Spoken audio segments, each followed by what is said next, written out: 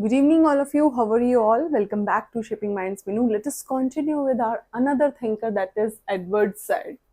Edward side very important, बहुत ही कम इनके concept हैं, उनसे रिलेटेड एग्जाम में क्वेश्चंस आते हैं. Let's start. एडवर्ड साइड का अगर हम बॉर्न डेट देखें तो 1 नवंबर 1935 जेरूसलेम में वो पैदा हुए थे एंड 25 सितंबर 2003 में उनकी डेथ हो गई थी न्यूयॉर्क में,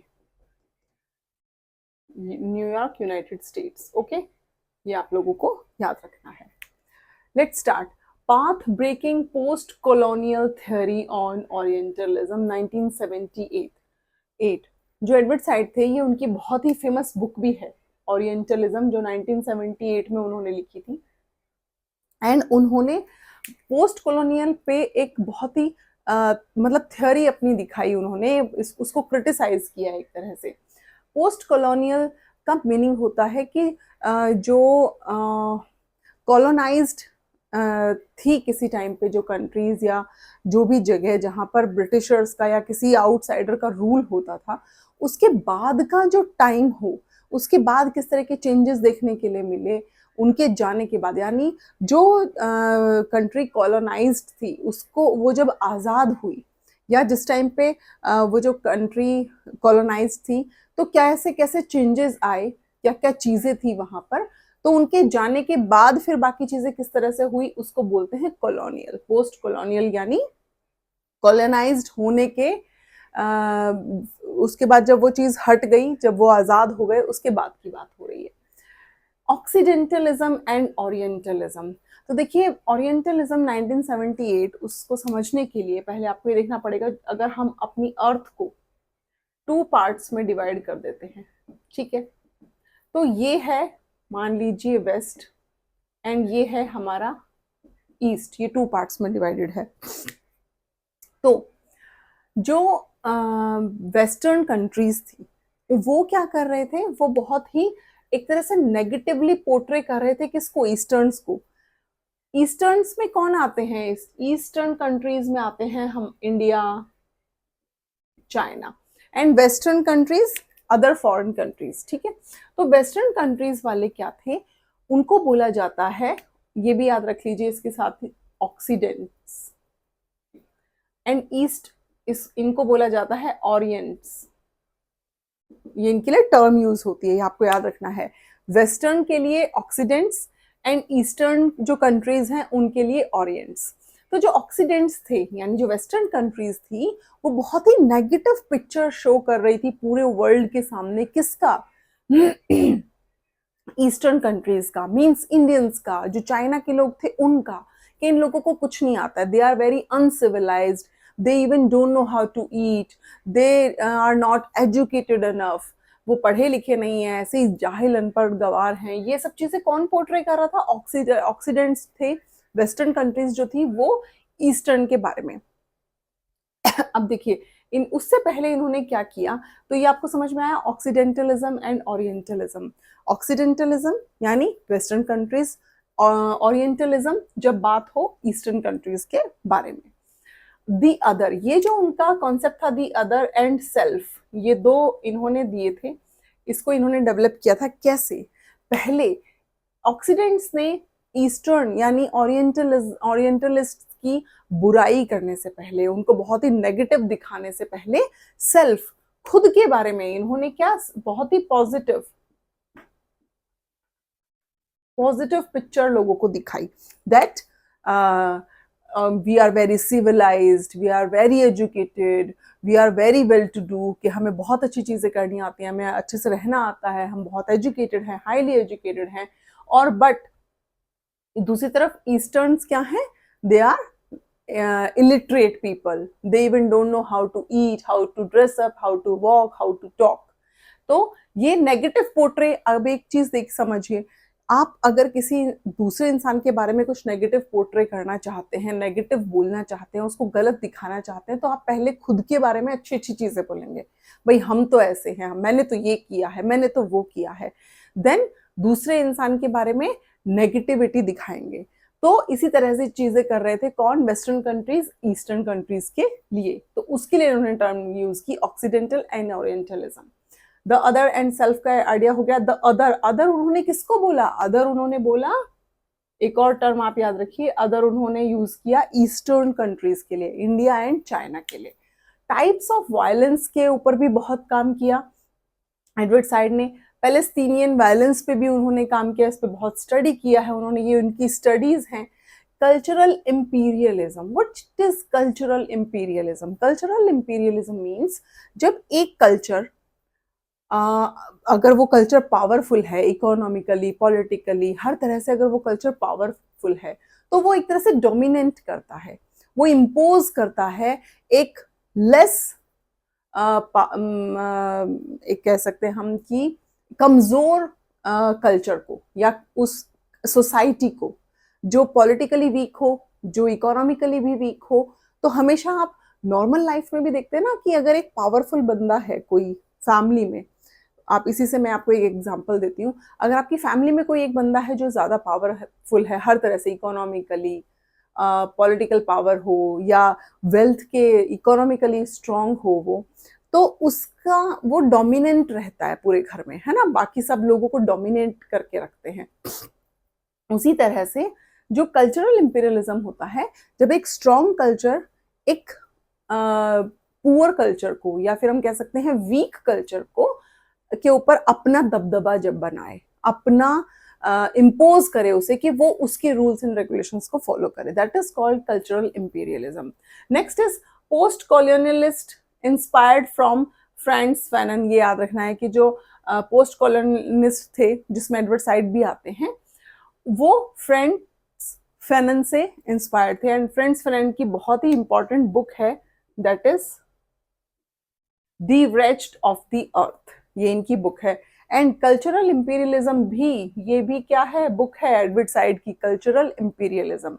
नेक्स्ट इज एपिस्टेमिक वायलेंस। जब हम टाइप्स ऑफ वायलेंस की बात करते हैं तो ये दो वायलेंस आते हैं इसमें, epistemic violence and violence of apprehension. तो ये क्या है? एपिस्टेमिक वायलेंस होता है जब नॉलेज, जो एजुकेशन है, उससे रिलेटेड हो, यानी कि जो ज्यादा एजुकेटेड होगा, जो जिसके पास ज्यादा नॉलेज होगी, वो दूसरे को वायलेट करेगा, यानी आप नॉलेज से रिलेटेड है ये एपिस्टेमिक वायलेंस। नेक्स्ट इज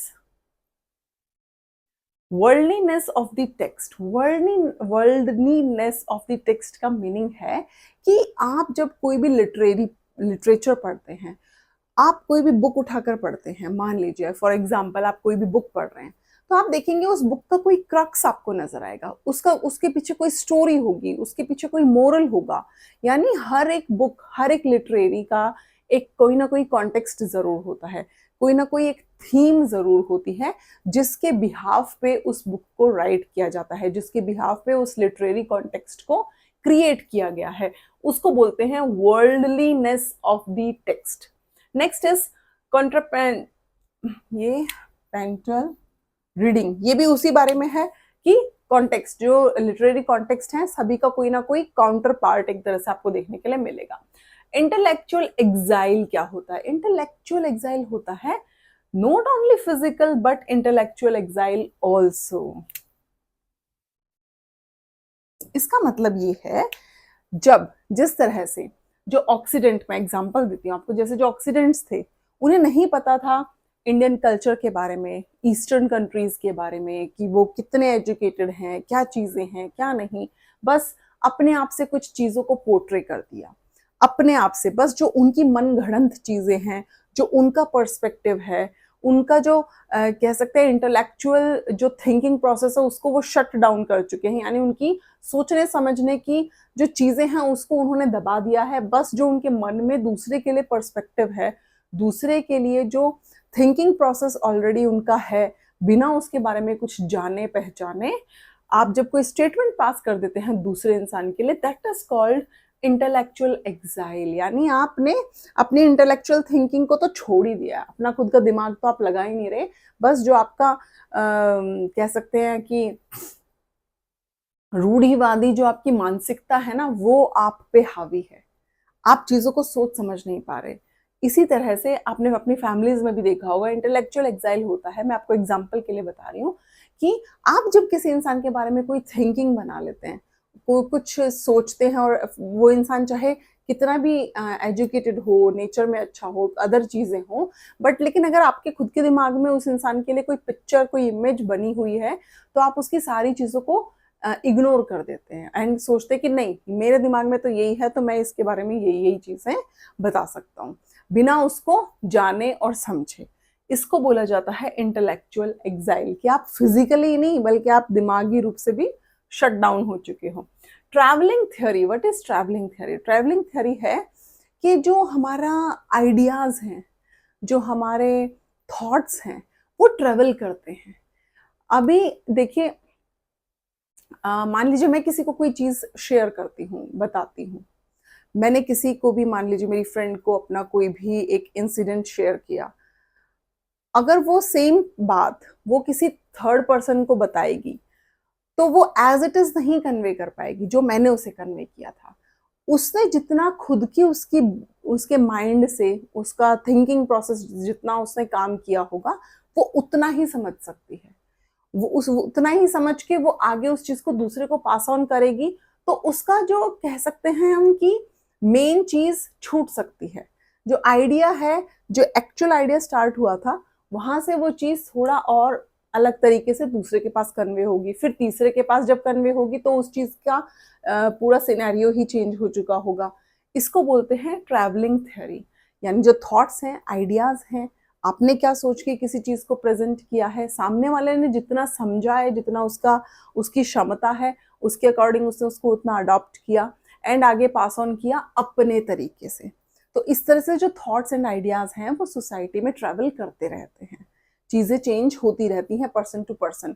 अभी जैसे आप अगर किसी भी चीज को समझने की कोशिश करते हैं, अगर आप मान लीजिए मॉडर्निटी को के बारे में, मैं एक एग्जांपल दूं आपको, मॉडर्निटी की बात करते हैं, तो इंडियंस के लिए मॉडर्निटी इज डिफरेंट थिंग। हम कुछ अलग तरीके से मॉडर्निटी को एक्सप्लेन करेंगे एंड उसी मॉडर्निटी के बारे में जो वेस्टर्न कंट्रीज हैं उनका थिंकिंग प्रोसेस कुछ अलग होगा, वो उस चीज को कुछ अलग तरीके से देखेंगे, अलग समझेंगे। क्योंकि हम लोगों का जो कल्चर है, हमारा जो एनवायरनमेंट है, हमारी जैसी परवरिश है, हमारा जो थिंकिंग प्रोसेस है वो डिफरेंट है, और जो वेस्टर्न कंट्रीज है उनका थिंकिंग प्रोसेस डिफरेंट है।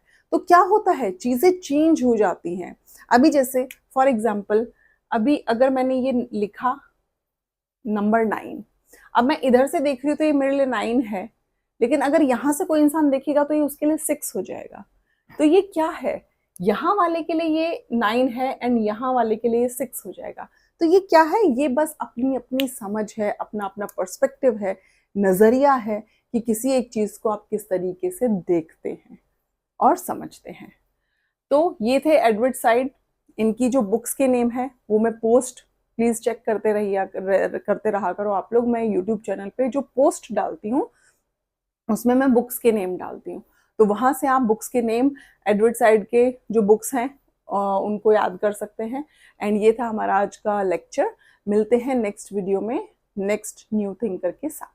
Please do like, subscribe and share my YouTube channel. Thank you so much, bye bye and take care.